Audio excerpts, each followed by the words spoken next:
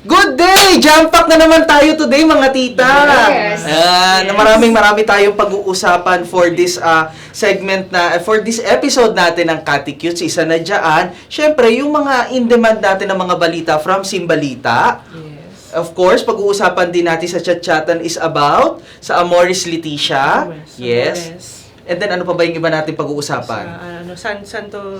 Santito. Oo. Yun, The Miracle. Miracles. Yes. Sa mga miracles. Ni Servant of Servant. God, Yeah. Bishop Guerrero. Cesar Maria Guerrero. Yes, pag-uusapan natin, papakilala Usapan natin. siya. And sino yun mga dapat lapitan ng mga gustong mag-exam na pumasa? Ay, oo, maganda yan. Kasi kahit ako, mag-e-exam din ako sa mga susunod na araw. Sino ba ang lalapitan ko kapag gusto kong pumasa sa Si St. exam? Joseph de Cupertino. Ayan, maganda Talagang mapakinggan. papakilala At natin ito yan. pa, mahalaga din. Yung mga karaniwan tanong ng mga protestante at ibang mga sekta, sinasamba ba natin si Maria? Pag-uusapan na rin natin, total na highlight na rin natin doon sa nakaraang sa nakaraang episode natin, Yes. yung patungkol sa pagdalaw dito ng relic ng Our Lady of Yes. Guadalupe. So ano ba ang significance doon sa ating mga Pilipino? Yes. So, stay back, stay sitting, stay tuned for us kasi ito na po ulit ang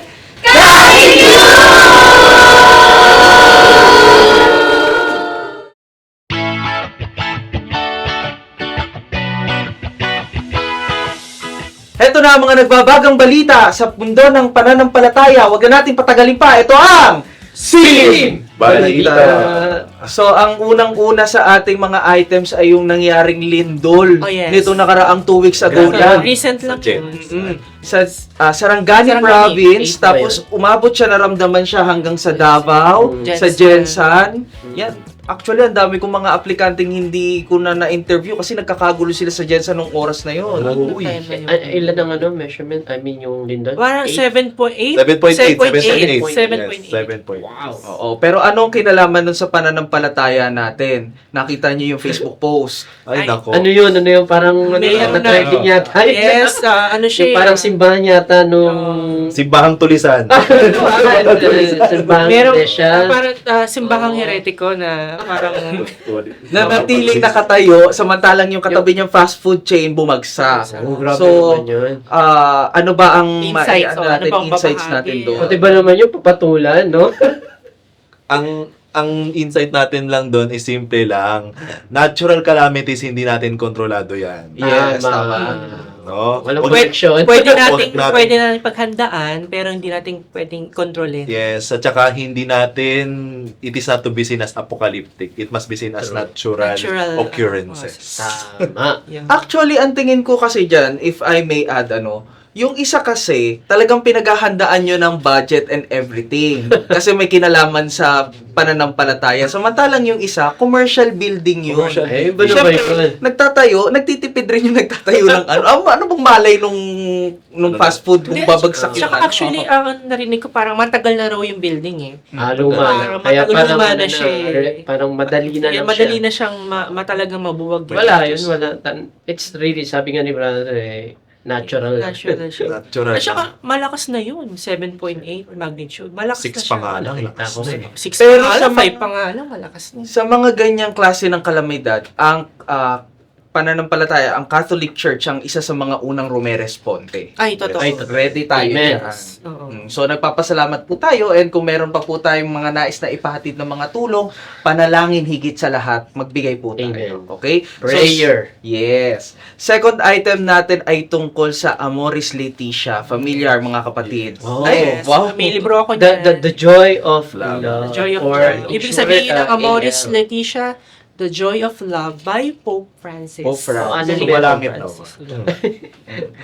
Maganda itong babasahin na to, kaya lang merong mga hanging questions dito na nabalitaan ko based sa mga sources ko from far away. Wow. Medyo malayo-layo ang ko. Far, Na far. bibigyan daw ng paglilinaw ng Vatican. At ang isa doon ay yung tungkol sa mga irregular setup. Or cases. Cases. situation. Ano ba yung no? Yung, Ano ba? yung ba yung mga parang unmarried na nagsasama? Yung ba yung Mga live-in. Yes, unmarried na Addiction. Okay. Tapos, isa sa mga concern doon, paano yun? Pagtatanggap sila ng sakramento ng Komunyon. komunyon. Will they take it or not? Nagkakaroon ba ng pagbabago pagdating sa katuruan ng simbahan? Yun yung mga Magandang usapin niya kasi alam naman natin, hindi naman nagbago yung kautosan, di ba? Oo. Actually, mas lalo pa nga pinalawak para magkaroon ng maayos na engagement sa panahon natin. So, magandang usapin yan, no? Dahil napapanahon, dahil sa time natin ngayon, marami Marami ng irregular. regular. At saka ano Hindi nasa school. maano sa Hindi sa school, maano kasi yung parang Catholic country tayo. So, Yes. diba? Katolikong bansa. Maganda yan, maganda yan. Pero Maraming alam mo, tabu. bukod pa sa may irregular setups, marami ring mga iba pang mga issue ang Amores Leticia na sa mga susunod na mga episodes natin sa Pag-uusapan. chat-chat. Tatalakayin natin. Isa-isa nating tatalakayin yan. Para Ako, syempre, excited magabayan. na ako dyan. Kasi, Mamaya actually, meron tayong meron. pag-uusap ng may ano na tayo, panimula na tayo dyan. Kasama natin si Brother Kaloy Oh, and good, nice, good. Tita Elizabeth tungkol sa Amores Leticia. So, abangan nyo po Abangan mamaya. niyo po. Ayun. Sakto. Saktong-sakto. So, yan yung mga topics, mga may init na balita na inihahatid sa inyo ng Catecutes. Patuloy po kayong magmasid, magmanman sa kung ano man po ang pinaka-latest na balita tungkol sa ating pananampalataya. Dito lang po yan sa Sim Same. Balita!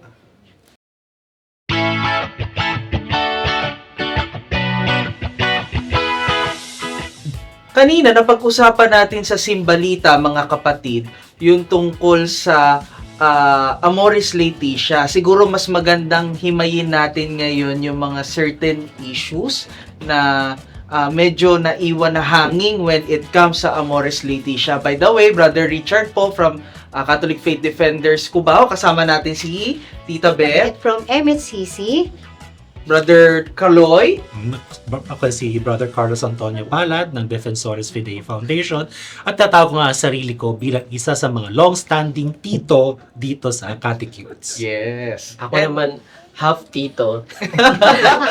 From CFD Diocese of Cubao, Brother Ram. Yan. So, punta tayo dun sa mga usapin na nakapaloob sa Amores Leticia. Any reactions or any comments dun sa So, very interesting yun eh. Kanina, bago ako pumunta rito, I assisted a funeral mass and I got hindi siya inspired, parang nalungkot ako somehow because after 18 years na pagsasama nila, etong namatay, no? We found out na hindi pa sila anal at hindi rin sila divorce. So naawa ako dun sa napag-iwanang lalaki kasi wala silang anak. Legated din. So nakakaawa yung ganung sitwasyon. And another thing sa family namin, napag-iwanan din ng asawa, which is yung babae yung nagloko. So syempre, parang nagkaroon siya ng realization na parang umiwalay sa simbahan or something. Pero ang advice namin sa family, tuloy-tuloy lang magsimba. Yun nga lang, huwag nagtitake ng communion.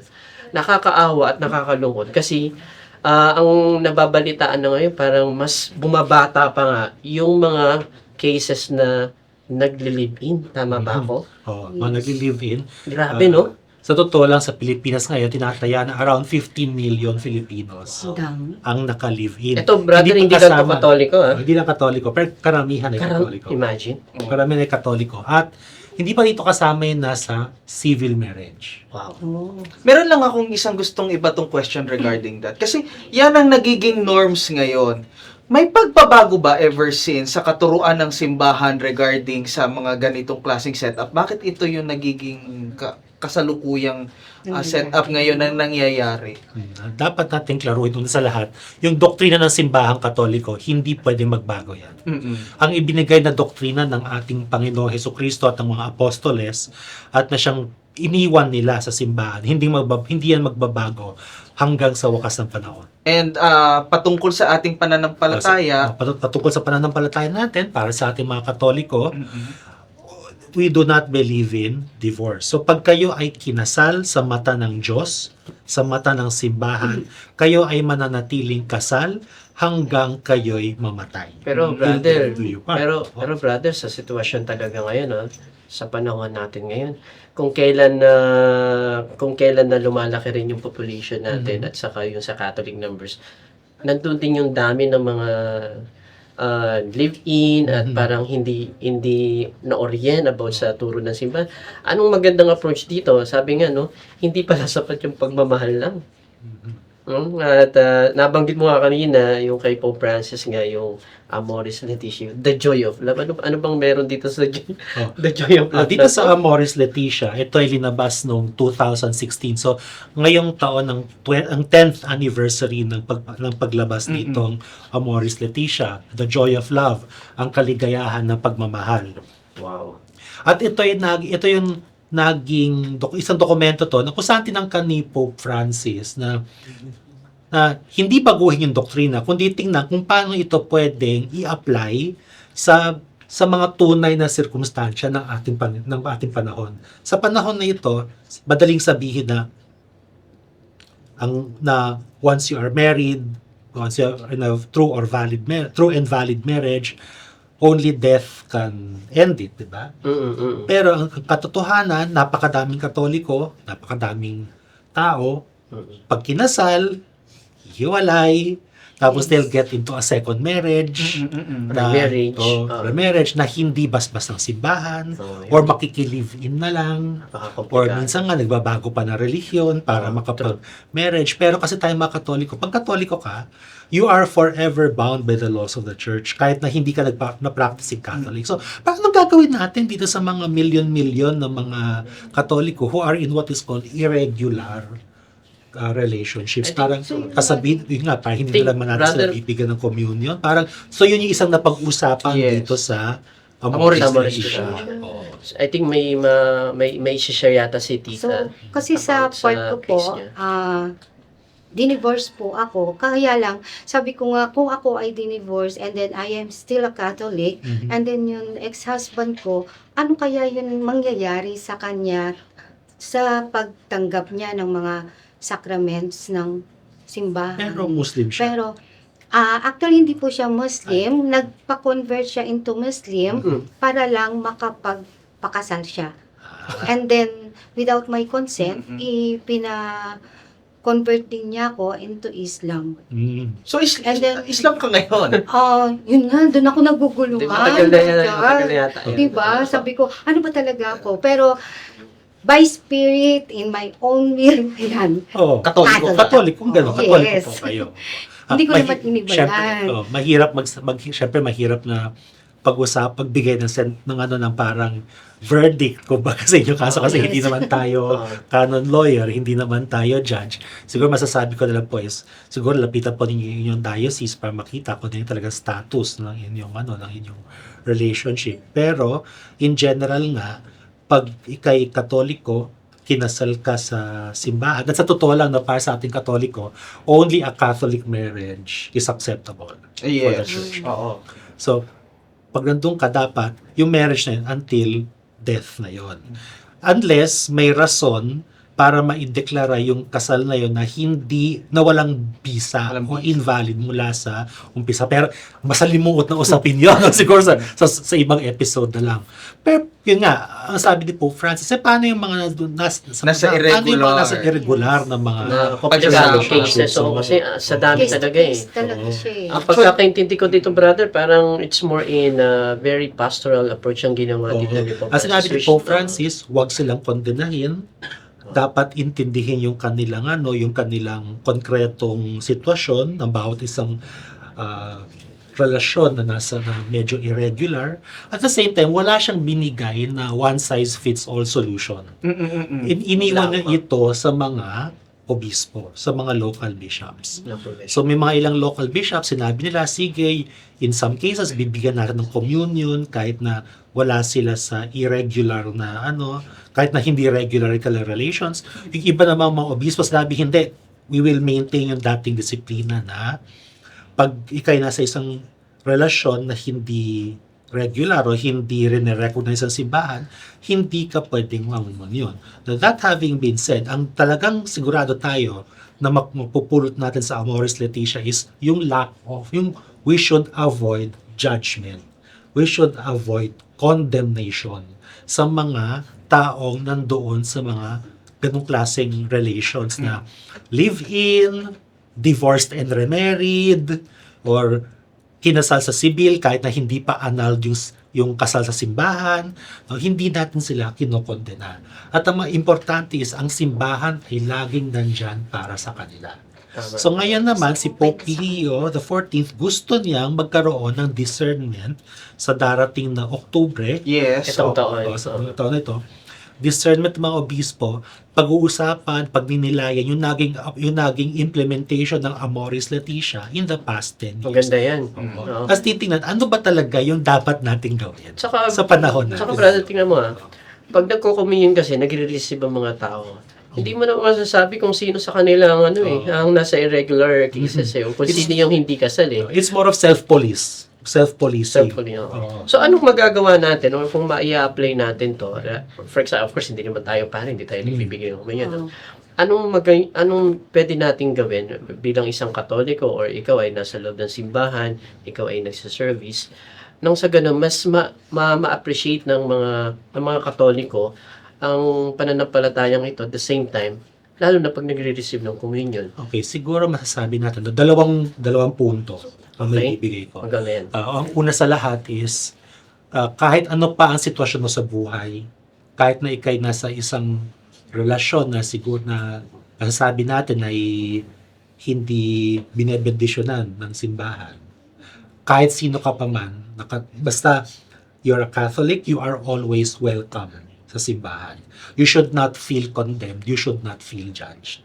At ang mga pare, ang mga laiko, dapat marunong tayong makinig, marunong tayong mag-accompany. Yung accompaniment. Listening is to- and accompaniment. Makinig.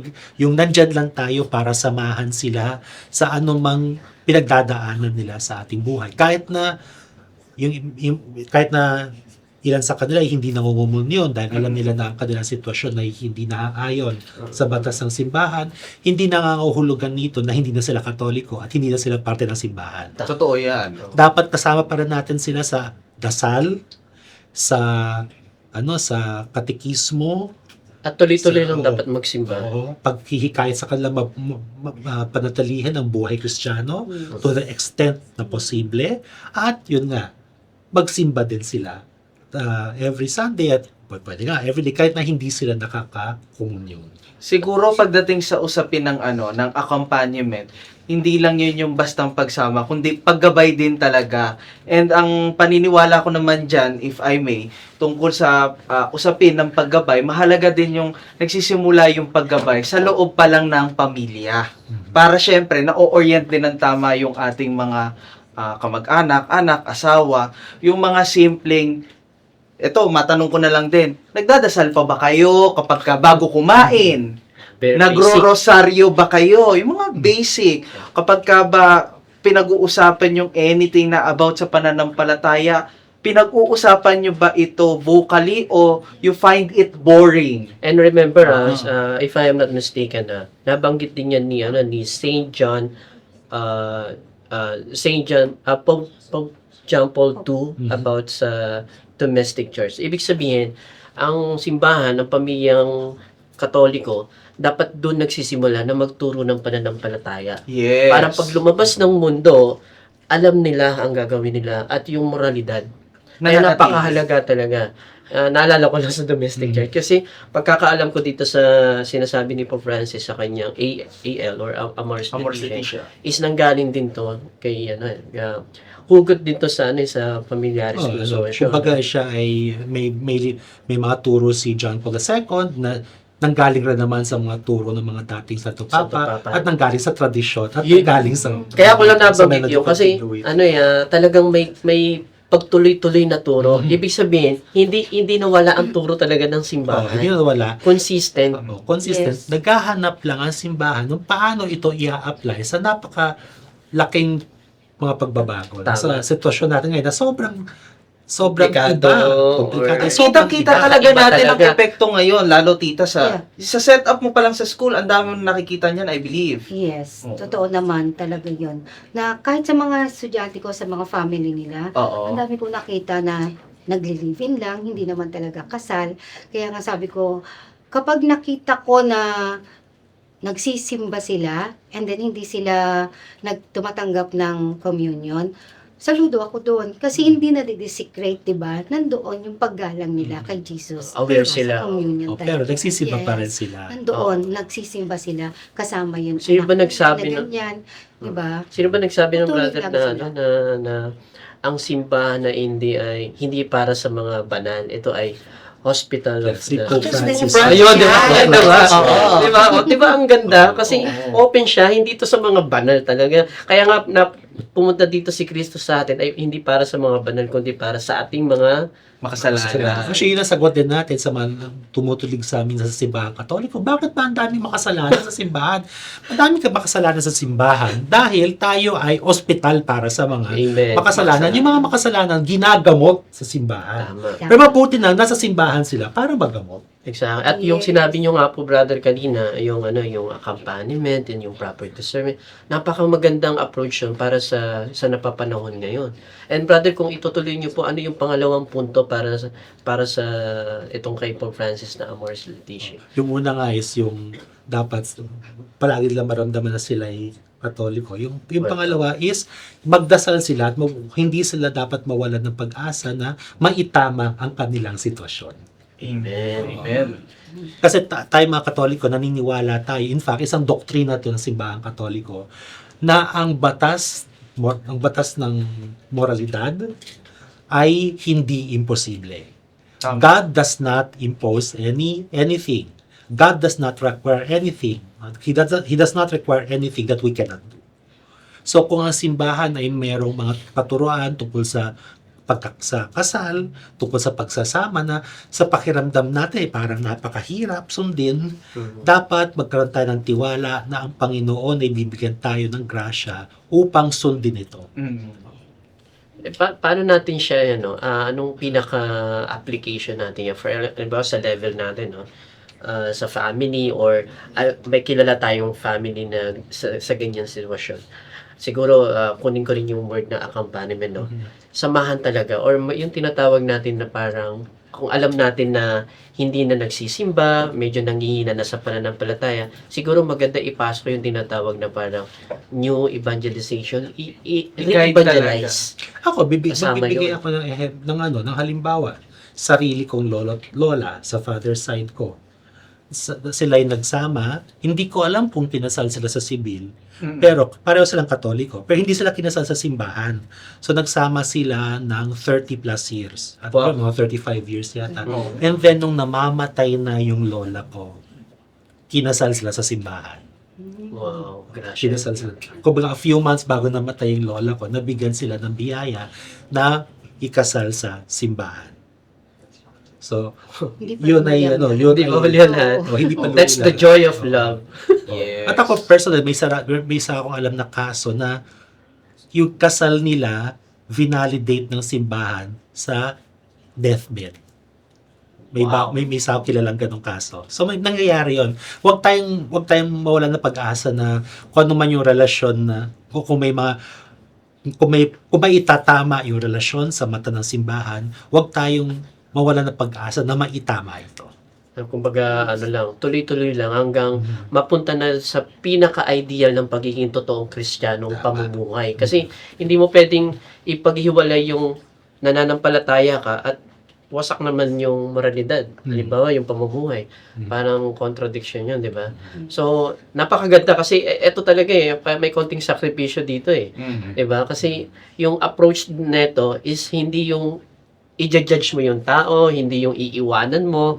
So, from the word itself, accompaniment, alalayan mo, and you will need a proper discernment. And good news, itong taon na to, yung nabanggit nyo nga kanina, na yung kay Pope Leo, na parang i-discern na yata or something. So siguro ngayon sa gabay under the guidance o sa paggabay ni Pope Leo, malamang ang ating mga obispo ay magkakaroon na ng konkretong mga desisyon kung Yun paano ang- ba talaga i-apply Ang Amoris ang Amoris Laetitia. Laetitia. Kung paano mas magiging joy ang pagmamahal. Wow. Yes. Ang dami-dami Kaya nating nakikita ano. yun natin, Yes, ay oo. Very effective siya. Saka, alam mo, nakikita kasi ng simbahan kung ano ang, ano yung pwedeng mangyari At talagang ginagabayan tayo ng simbahan. Kaya dapat talaga manatili ka sa simbahan. Kasi Yun lang tayo, lang. ito na yung katotohanan, ang dami talaga nagsasama. Sobra. Steve, walang ng kasal, di ba? Sa simbahan, walang basbas talaga.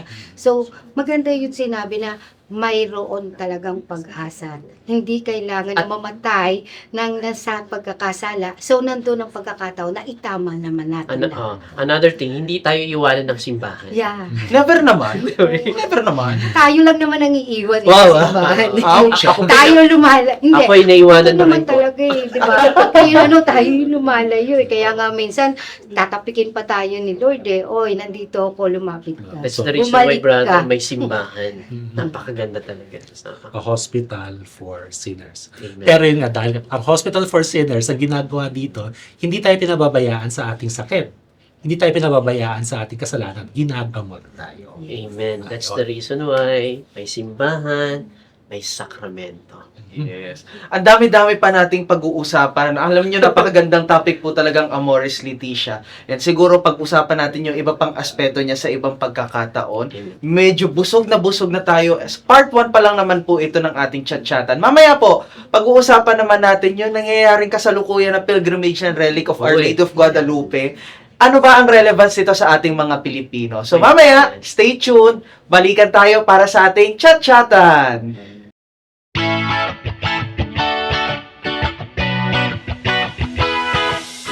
Ako po muli si Brother Jericho galing sa at dito po tayo muli sa Categories. Ako naman po si Sister Johanna from Diocese of Cubao. Ako po si Sister Timmy, Diocese of Cubao din po. Kuya Rabi po, dahil ko ba? Ayun, ang pag-uusapan natin ngayon ay tungkol dun sa, ito yung recent news sa church natin, yung pagdalaw ng imahe, pilgrimage image ng mahal na ina ng Guadalupe. So anong palagay niyo dun? Ano bang ano ba yung istorya nito? Paano ba yung devotion dito? Paano ba nagkumpisa to? At ano ba yung history? Yung history niya or bakit ba parang tayong mga Pilipino ay malapit din sa ina ng Guadalupe? Ano kaya yung ano natin doon? Ano yun? Ang Mexico kasi is that time ay colony din ng Spain. Spain.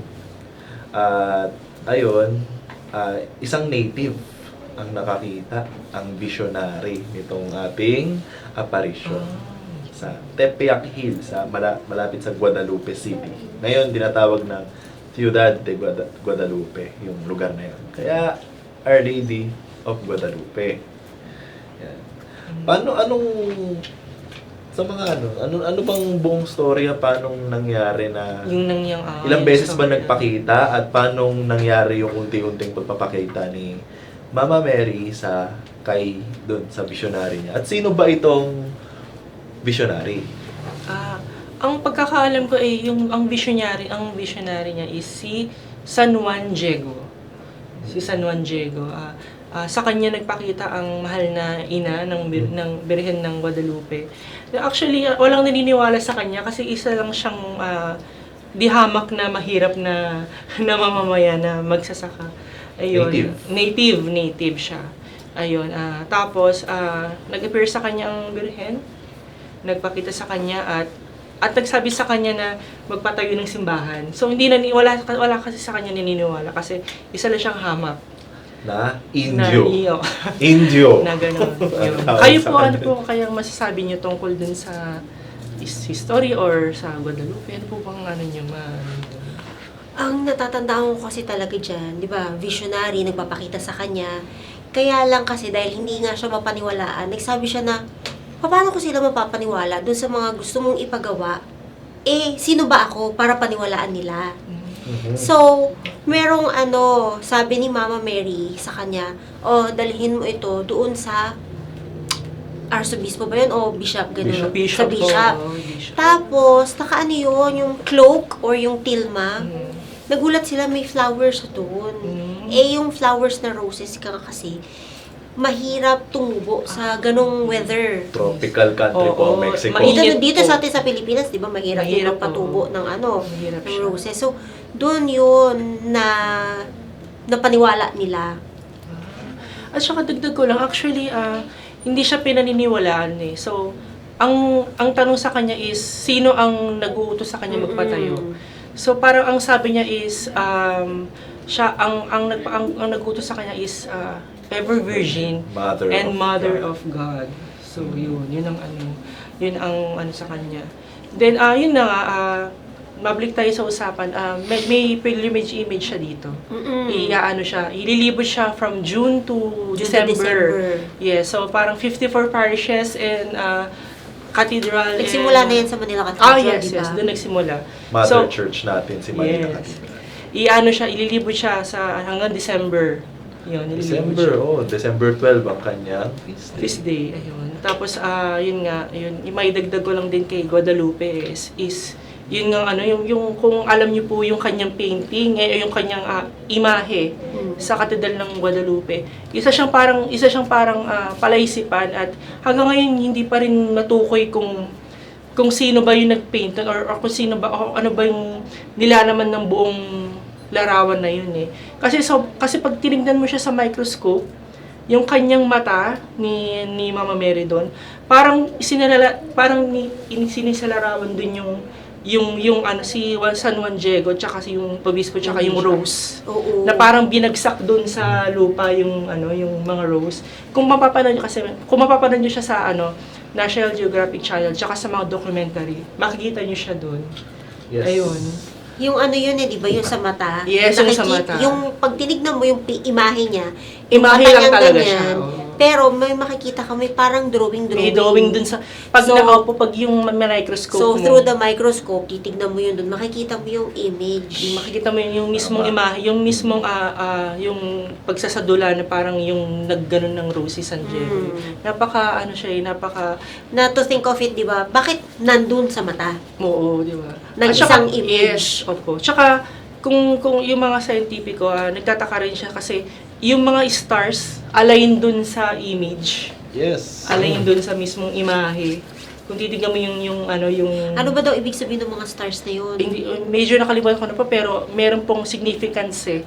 Kasi parang inaano po doon yung Stella Maris, parang di ba siya? Star of the Star of- morning, yes. Star of the sea, Opo, yan. parang gano'n. Yun. Morning star, star. She is the star. Yes. Tsaka kung nakita sa mga previous apparitions niya, sa mga iba pa niya apparitions like,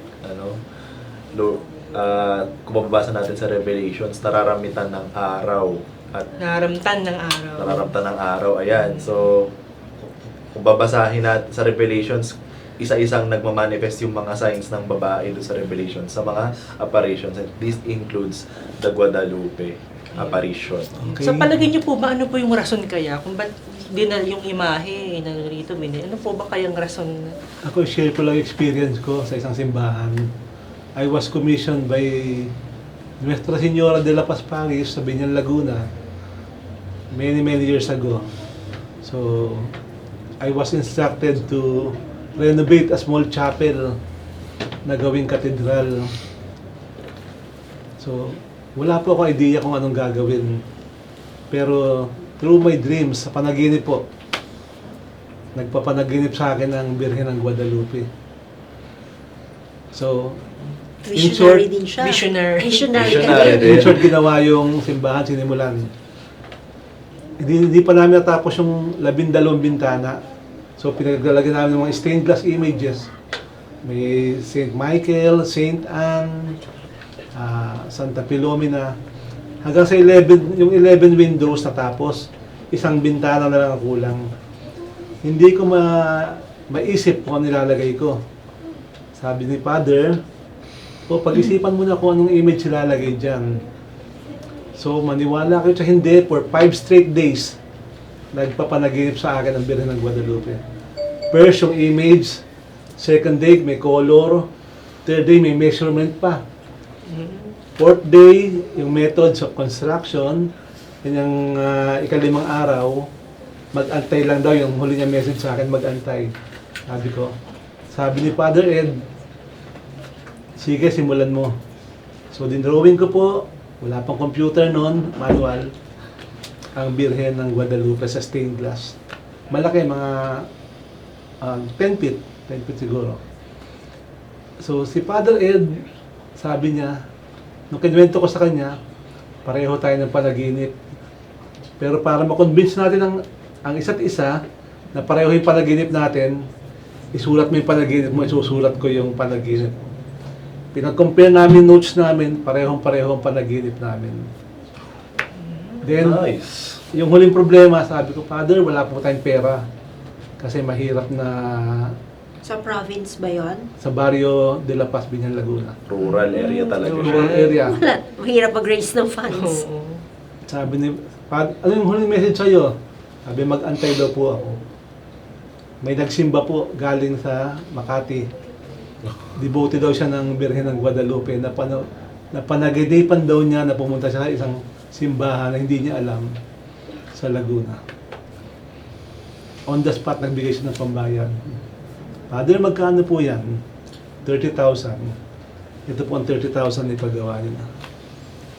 So, ito ay isang best example kung paano pinapahatid ng Panginoon Diyos sa atin ang kanyang mensahe. At mga milagro. Yun po ang first church project ko. Dahil po doon, umabot ng 84 church projects ang ginawa ko. Praise the Lord. Praise the Lord. Amen. Grabe po, Architect Robbie. No? Ay, Guadalupe dagdag ko pati po. ang career. Walang pera yung Nuestra Señora de la Paz na simbahan. Pero naging project ko po yung Iglesia ni Cristo. Sabi ko, Lord, pag kumita ako sa iglesia, yung kikitain ko, bibigay ko dyan. Nabigla yata ako. Dahil kumita po ako ng milyon doon sa iglesia, binigay ko. Nung natapos po ang simbahan, sabi ko, nabigla yata ako, wala nang pamasahe pa uwi. During that time, wala pa akong kapera-pera. Pero pinrovide lahat ni Lord. Sabay pa ang blessing ng dalawang simbahan. Hindi ko alam kung saan ako magtatanghalian, sa iglesia o sa Katoliko. So yun may paraan po ang Diyos. Amen. God. Sabi ko, Lord, inubos mo yung pera ko, wala talaga. Pero pinrovide niya lahat. Yun. Amen. God will provide. God will provide. Yan. Salamat po sa sharing niyo po. Ganda. Actually for me, insight ko po dito sa sa pagdalaw po ng ang Guadalupe yung niya is siguro para mapalapit tayo sa pagdarasal ng Santo Rosario tsaka sama-samang pagdarasal ng pamilyang Pilipino. Siyempre yung malapit tayo sa Guadalupe, malapit tayo sa ina ng Guadalupe. As Filipinos, malapit tayo kay Mama Mary. Yes, of course. Marian country. Marian country, ayun. Ayun, napakarami po natin na pag-usapan about kay ina ng Guadalupe. Kaya bilang pagtatapos, hihilingin po natin na tayo ay ipanalangin lagi ng ating ina ng Guadalupe. Lalo na nandito siya ngayon kasama natin. Amen.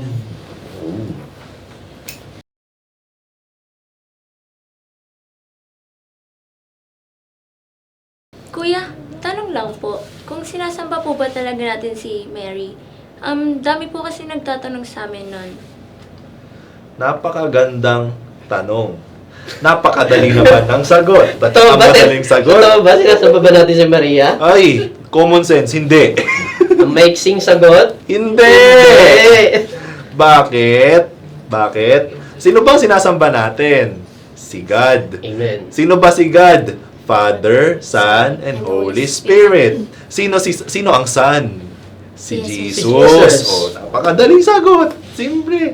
Ngayon, anong biblical basis paano natin nasabing hindi natin sinasamba si Maria? Kasi alam naman natin sa sarili natin bakit. Ang tanong, anong basis? Well, una sa lahat, sobrang lapit at sobrang special ni Mama Mary or ni Maria kay Jesus. At hindi mapaghihindian ng isang anak ang kanyang ina. At sa katunayan, mababasa natin yan sa Biblia. Basahin natin ng mabilisan lang ha. Sa Juan, Kabanata 2, versikulo 5. Bago ko basahin itong talata na to, ang pinaka-konteksto nito, ito yung unang himala ni Kristo nung time na yon, sa panahon na yon, yung wedding at Cana. Kung narinig nyo na to. Basahin ko ha. Ito sinabi ni Jesus. Sinabi ng nanay niya sa mga tauhan, gawin nyo kung anong ipagawa niya sa inyo. kasi naubusan sila ng alak nung panahon na yon. Kay Mama Mary lumapit yung kakilala. Kasi, kumbaga family friend nila, yung nawala ng alak. Na walang anak. So, hindi pa yung oras ng himala ni Kristo or gumawa ng himala, pero lumapit si Maria kay Kristo. Siyempre, noong time na yun, hindi pwedeng mapahiya. Kasi ang simbolo ng alak, saya. So, pag Oo. naubusan ka kaagad ng alak, sa unang araw pa lang, ubus na yung saya mo. 7 araw yun eh. Imagine na, ganun lang lumapit si Maria kay Jesus, pero hindi naman siya actually niya inutusan. Pero para kay Jesus, utos yun ng isang ina. Kaya gumawa ng himala. So in short, kapag lumalapit tayo kay Maria, why Mary? Because, sabi nga ni Kuya kanina, siyang pinaka-special. Siyang pinaka-malapit sa Diyos. God the Father, God the Son, and the Holy Spirit. Kaya hindi totoo yung sinasamba natin. Dahil alam natin mga Katoliko na ang sinasamba natin ay ang Diyos, si Kristo. At meron nga tayong tinatawag doon Latria. Latria, exclusive Oo. adoration. Yung ginagawa natin kay Maria na paggalang, sobrang paggalang sa Kanya, ito ay tinatawag nating Hyperdulia. So in short, hindi natin sinasamba. Medyo malisosyo lang sila talaga. Yes. Sila yung naglalagay ng salita sa bibig natin. Totoo Okay. naman. Kaya nga kaya dahil ganoon sila kasi wala silang mali. Wala silang mali kasi may tama yung mga nagsabi sa atin noon. So alam na natin malinaw yan hindi natin sinasamba si Maria. Thank you. Okay ba? Okay. Thank you po. Thank you.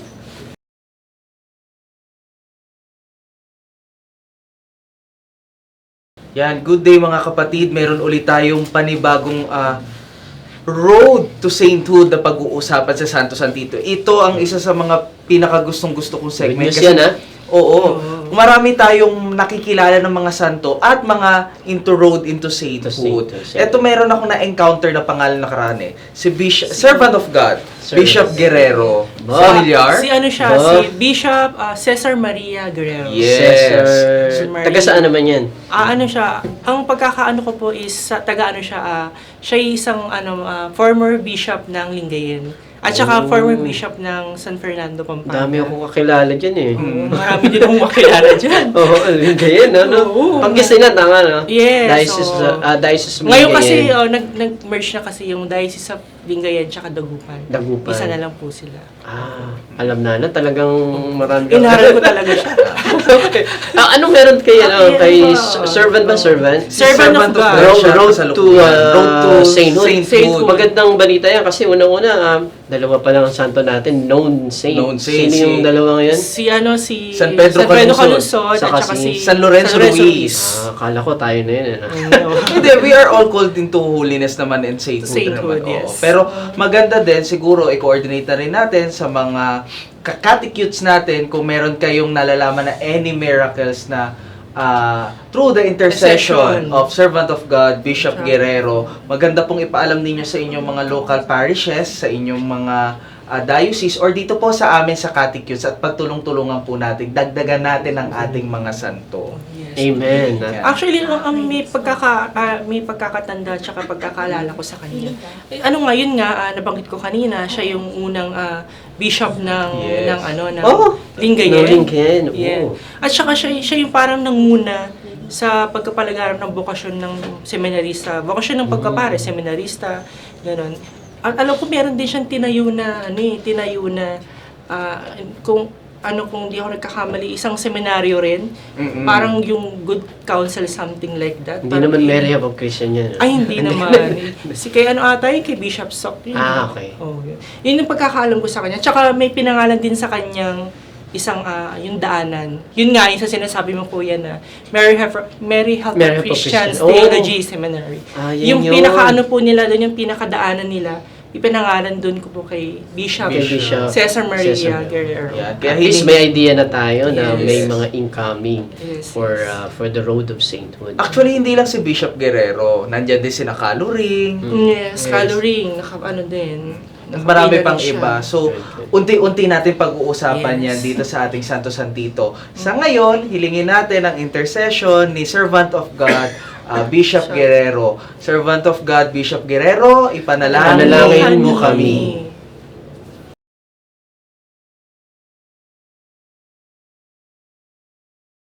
Magandang araw sa inyong lahat. Narito na naman kami ang mga nagagandang estudyante ng MHCC ng Raha Soliman. Okay, adya tayo dito. Pag-uusapan natin ngayon ang tungkol sa isang saint. Alam niyo ba kung sinong saint na to? Para sa inyo mga estudyante, lalong-lalo na tuwing araw ng exam, na hindi kayo kailangan mangopya, kailangan nyo lang tumawag sa santong ito. Sino kaya? Tanong naman kayo sa akin. Sino nga ba yan, tita? Ayan, tama yung pagtatanong mo. Si Saint Joseph de Cupertini. Okay, the flying saint. Ano pa tatanong niyo sa akin? Bakit po flying saint ang tawag sa Yan, very good. Kasi kapag nagmama siya, talagang lumilipad siya. Kahit na nagpre-pray lang siya, nakaupo siya, dahil nandun talaga yung Holy Spirit sa kanya, umaangat siya. Meron nga time na nagmimisa siya, hinahabol siya, talagang hawak yung niya, para lang ibalik siya sa altar. May tanong pa kayo? Paano pong umaangat or lumilipad? Bakit po siya lumilipad? Wala siyang pakpak. Okay. Siya ay lumilipad dahil nga dun sa Holy Spirit, pagka ikaw ay dadasal ng taimtim, hindi mo mamamalayan na ikaw ay umaangat na rin unti-unti sa kinauupuan mo o sa kinalalagyan mo. Ngayon, hindi lang basta taimtim ang pagdarasal ni Saint Joseph de Cupertini. Talagang todo, kaya naman ang Holy Spirit sa kanya ay todo rin ang gabay. Paano po siya naging saint sa mga mag-aaral na katulad namin? Dahil, napakagandang tanong niyan. Nung nag-aaral siya sa pagpapari, siya yung sasabihin natin, hindi niya agad na uunawaan yung pinag-aaralan niya o binabasa niya, at siya din yung pinaka-humble na pare. Bakit? Lahat ng iutos sa kanya, ginagawa niya. Inutusan siya na itanim ng pabaligtad, yung isang gulay, na I forgot ko ano yung pinatanim sa kanya. Ginawa niya talaga yon. Out of na hindi na niya kailangan mag-isip, sinunod lang niya ng tama yung sinabi sa kanya. Hindi niya inisip, bakit pabaligtad? Yung ganun, di ba tayo, iisipin natin. Tanim mo to ng nakaganito. Di ba? Sasabihin pa natin, bakit? Iibahin natin, ito yung tama. Pero siya, hindi. So, bakit po siya yung dapat naming tawaging saint pag mag-aaral po or may exam pong kukunin? Yes. Dahil siya yung naniniwala na sa tulong ng Diyos, ng banal na Espiritu, ay papasa siya. Pumapasa talaga naman. O, diba? Ako naman may magtatanong sa inyo. Diba? Ito, ano kaya yung dapat nating dasal o panalangin na gawin para tayo o kayo ng mga estudyante ay pumasa katulad ni Saint Joseph? So, ang tatawagin natin dito, syempre, kay Saint Joseph.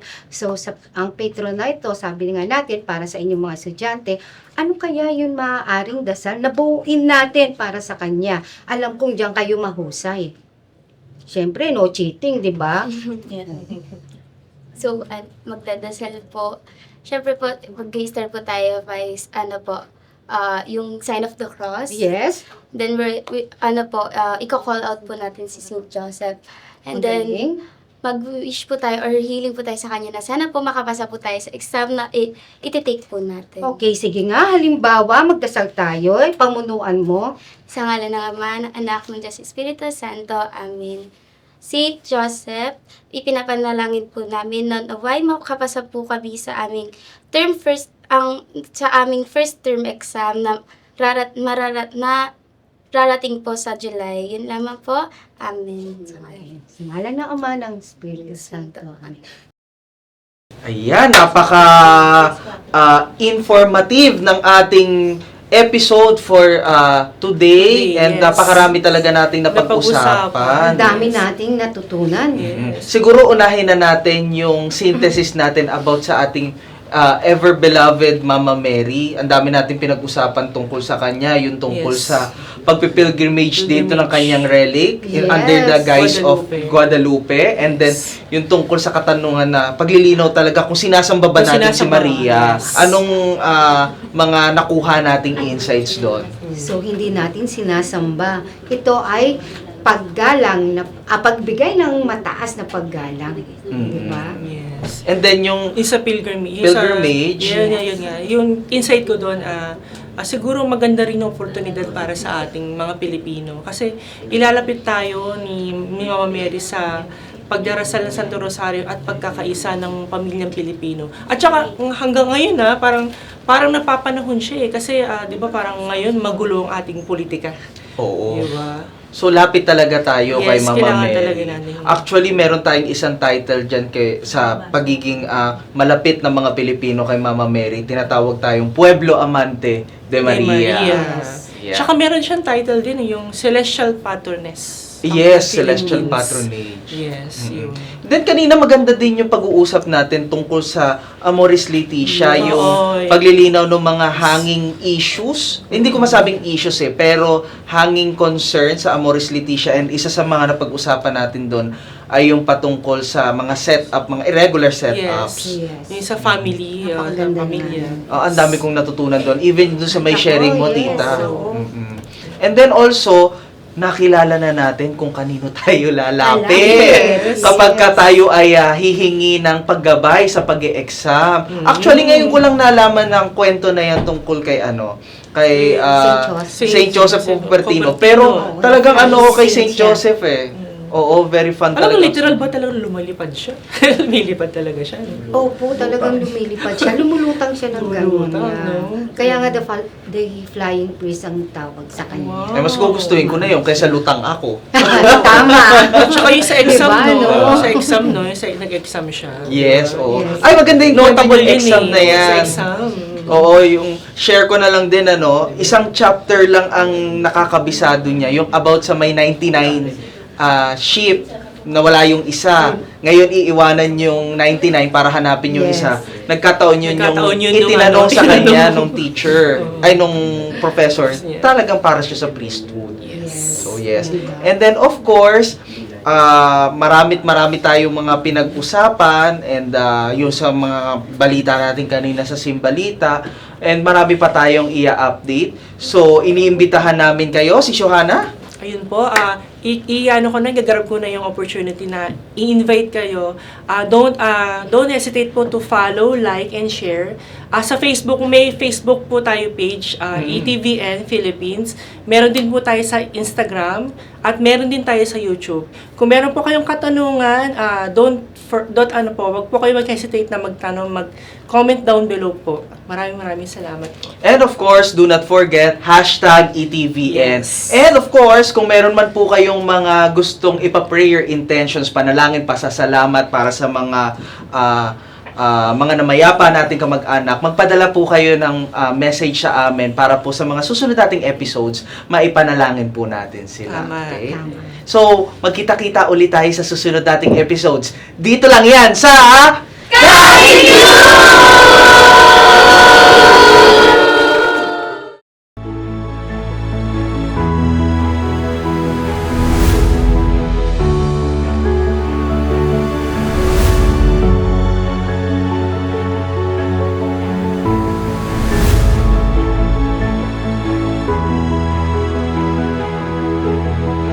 You're watching ETVN Philippines.